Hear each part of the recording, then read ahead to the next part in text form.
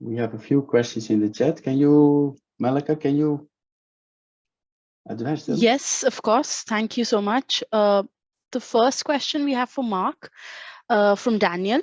You use a metallic reinforcement. Will you want to use a geosynthetic one? Is it possible to modify the pile arrangement? Yeah, so I will answer these questions. So for the first part of the question, for the steel reinforcement, so within the scope of PEPSTAR itself, it is not planned to use the steel. It's planned to only use the steel reinforcement. But in general, we are of course interested in the behavior of geosynthetic reinforcements in the same test setup, because when we assess the performance of the system, we would also need a reference so that we can compare it to, that we can actually say it behaves different in these aspects. So this is a goal of us, yes. The second part, or maybe is it answered to your liking?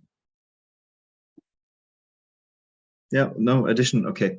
And the second part of the question, the pile arrangement. This depends on how the question was intended. So for this specific piled embankment test setup, it would generally be possible, but it would be a lot of effort. So basically better not do it. But if it was intended to be a question about the geotechnical test pit in general, then yes, of course, there are different configurations possible. For example, in the second round of the TA happening this year, there will be a project with Grenoble and Cambridge, where they take another of these 5x5 meter parts of our test pit and install a single pile in a steel cylinder to load it horizontally. So there are lots of different pile radius. I wouldn't say that the pile radius is limited by the pit itself, so it's 5 meters in the one direction, but rather by how much soil you want to model around the piles before you get to your limits. Yeah.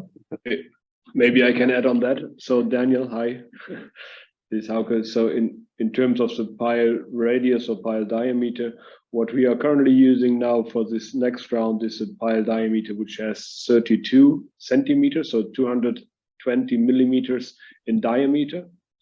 Yeah, and I would say, so typically we say we would not go much further than this, so maybe 400 millimeter, maybe 500 millimeter, but then if you load them horizontally, then you will soon get in an area where you have a boundary effect. Yeah. Okay, thanks a lot. Good. Yeah. Thank you. I see now some questions that are directed to me. I found the chat. Yeah, indeed, there's a lot of information in these documents and on the website where you can find just to, if you are considering to develop a proposal, some comments I made can make. First of all, on the composition of the user group, or you usually have a user group leader and a couple of organizations working together. So what we like to see is that there's collaboration with also industry. This is because industry is basically the organizations that really are going to provide solutions in the long term. So if you have industry participation in your user group for submission of a proposal, this is an advantage. Also the involvement of critical infrastructure owners, so basically the end user of an innovation, is an advantage. So an ideal group consists a little bit of that. On the other hand, we have also seen very good proposals by only academia, so that's also possible, right? So that's on the composition of the user group. Then on okay, how much time is available? It depends a bit on the facility, but in general, we can do projects that are like 15 or 20 days in using the facility. And this is not only running the experiment, it's also the preparation, because it sometimes takes a lot of time, the test, and afterwards taking everything out together. Right? So that is then in this period of 15 to 20 days. But that's something also to discuss with the facility manager. So how elaborate do you make your testing program? Do the budgets have upper limits, or what kind of expenses are paid? So what is paid in the is the usage of the facility, technical support, scientific support. We do compensate some cost of travel and subsistence. So if a user, 1 or 2 persons from a user group, come to the facility to work together with the team, the local team of technicians for the experiment, we also fund that. And there's also some budget available for hardware. So maybe a soil model or a sensor. There's not a very big budget. So, for example, if you have you want to have a scale model of a tunnel boring machine, for example, we cannot fund that from the project. So you would have to bring such a scale model. That's too much. That would cost too much. And yeah, this basically, I think, what was mentioned before, get in contact with the facility early. That's a good message.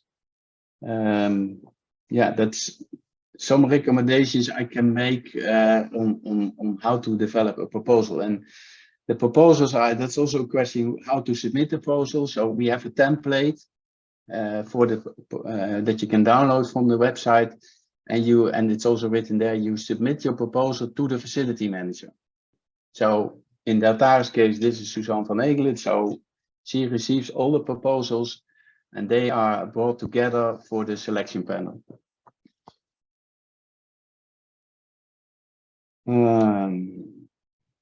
Yeah, I think that's what I can make out of the questions. Oh wait, there's new questions. It's a question about the definition of a new early stage researcher. Yeah, this is maximum 4 years. That is correct. We need to use the European definition of an early stage researcher, which means that people that have already reached their doctorate level are not considered to be an early stage researcher. Maximum 4 years after master's level. Yeah, after master's. If a person, for example, has worked in industry after master's for 2 years, that can still be considered, and then is working at the university for 3 years, for example, so that would be total 5.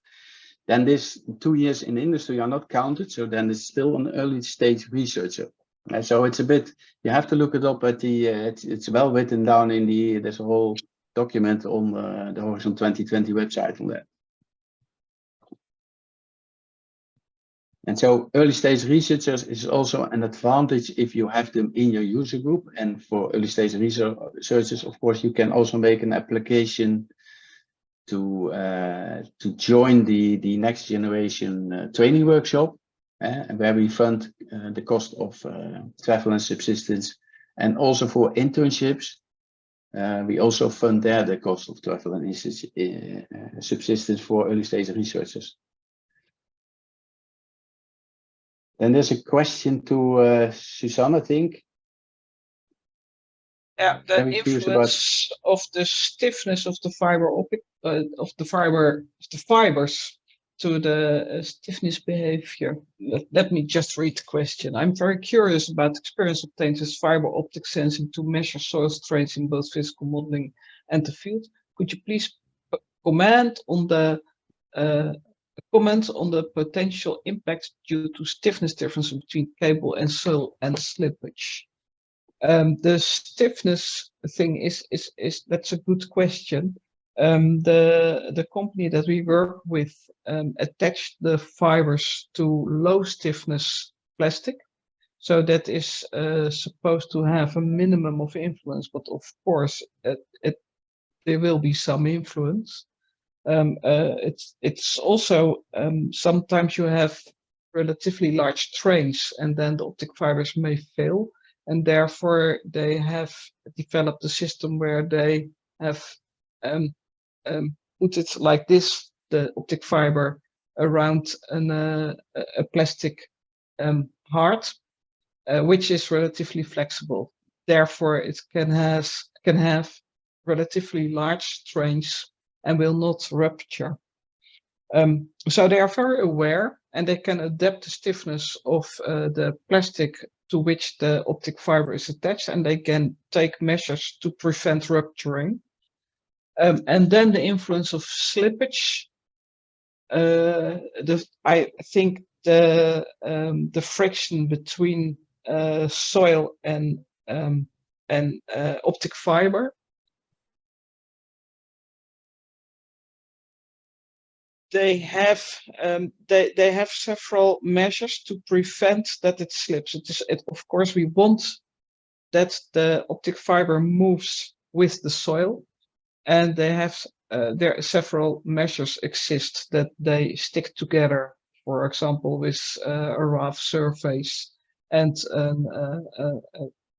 in some cases even a feelable ribble between on the surface of the optic fiber product. Okay, thanks. Are there any other questions? There was a question about sharing the presentations.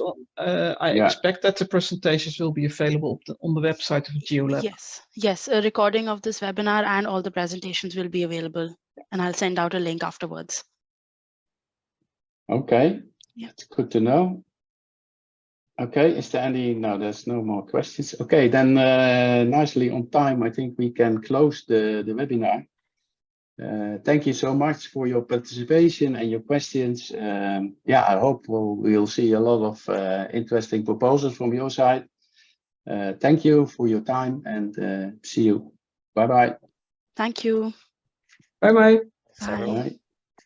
Thank you. Bye bye.